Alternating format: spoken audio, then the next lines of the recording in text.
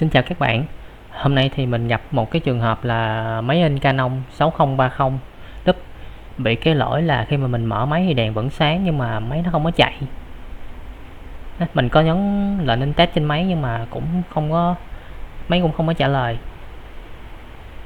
Thì mình cùng tháo ra xem, kiểm tra xem là máy nó bị cái gì nha.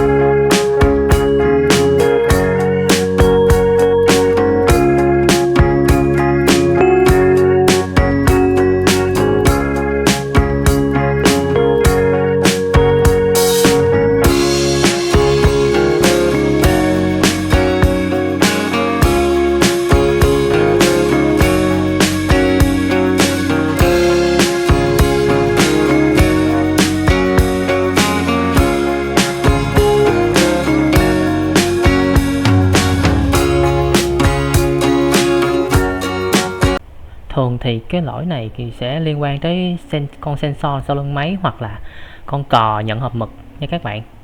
Thì ở đây mình thử cái cách là mình vệ sinh cái con sensor trước, cái con cảm biến xem nó có bị dơ, nhiều khi nó dơ nó cũng gây nên lỗi. Thì các bạn chỉ cần lấy tăm bông, các bạn vệ sinh nhẹ thôi. Nhiều khi bụi bẩn lâu ngày nó cũng gây ảnh hưởng. Rồi, ở đây thì con cò nhận hộp mật nó vẫn ok nên là mình cũng không có đá động gì nhiều. Rồi mình lắp lại như cũ. Mình lắp lại thì mình xin test trước khi mình ráp máy.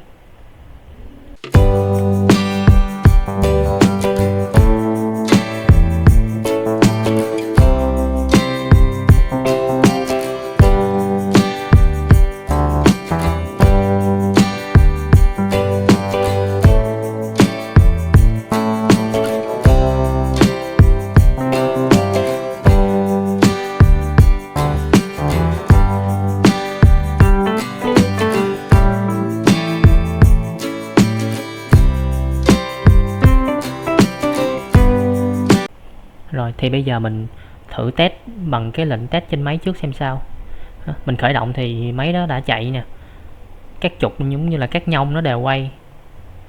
Giờ mình test thử xem nó lấy giấy, nó in bình thường chưa. Nếu mà ok thì lát nữa khi mình ráp lại máy thì mình vẫn in test kỹ lại một lần nữa.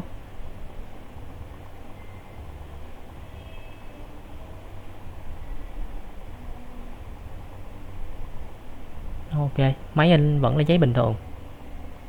Ok đó các bạn.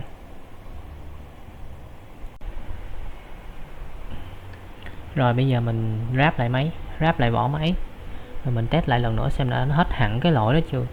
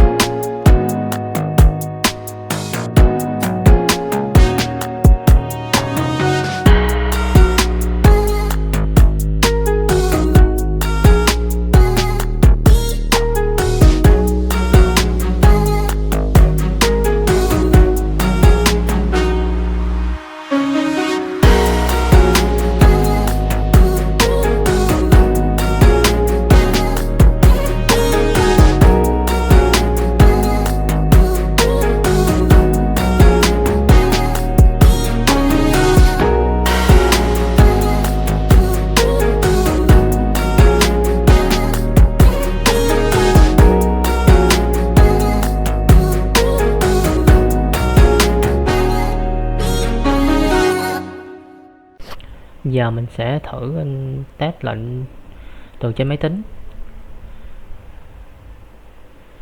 xem như thế nào.